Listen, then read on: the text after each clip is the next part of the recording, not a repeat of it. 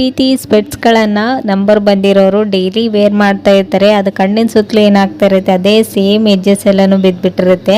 ಹಾಗೆಯೇ ಇದನ್ನು ಹಾಕ್ಕೊಳ್ಬೇಕಾದ್ರೆ ಕಣ್ಣ ಹತ್ರ ಉರಿ ಬರೋದು ಅಥವಾ ಅಲರ್ಜಿ ಆಗ್ತಾ ಇರುತ್ತೆ. ಮತ್ತು ಗ್ಲಾಸ್ಗಳೆಲ್ಲ ಈ ರೀತಿ ಡಲ್ ಆದರೆ ಇದಕ್ಕೆ ಈ ಒಂದು ವಸ್ತುವನ್ನು ಹಚ್ಚೋದ್ರಿಂದ ನೀವು ನೀಟಾಗಿ ಎಲ್ಲನೂ ಅವಾಯ್ಡ್ ಮಾಡ್ಬೋದು. ಸೊ ಇಲ್ಲಿ ನೋಡ್ತಾ ಇದ್ದೀರಲ್ವಾ, ಈ ಒಂದು ಸ್ಪೆಟ್ಸ್ಗೆ ನಾನಿಲ್ಲಿ ಗ್ಲಾಸ್ಗೆ ಜಸ್ಟ್ ವ್ಯಾಸ್ಲೈನನ್ನು ಅಪ್ಲೈ ಮಾಡಿದ್ದೀನಿ. ಹಾಗೆಯೇ ನೀವು ಎಲ್ಲಿ ನೋವಾಗ್ತಾ ಇರುತ್ತಲ್ವಾ ಕಣ್ಣಿನ ಹತ್ರ ಆಗಿರ್ಬೋದು ಅಥವಾ ಎಲ್ಲಿ ಎಡ್ಜಸ್ ಎಲ್ಲ ಬೀಳ್ತಾ ಇರುತ್ತೆ ಅಲ್ಲೆಲ್ಲ ನೀವು ಸ್ವಲ್ಪ ಇದಕ್ಕೆ ಸ್ಪೆಟ್ಸ್ಗೆ ವ್ಯಾಸ್ಲೈನನ್ನು ಅಪ್ಲೈ ಮಾಡಿ ವೇರ್ ಮಾಡೋದ್ರಿಂದ ಅಲ್ಲಿ ರ್ಯಾಸಸ್ಗಳು ಏನೂ ಆಗೋದಿಲ್ಲ. ನೀವು ಈಸಿಯಾಗಿ ವೇರ್ ಮಾಡ್ಬೋದು ಇದು ಒಂದು ಸ್ಪೆಟ್ಸನ್ನು.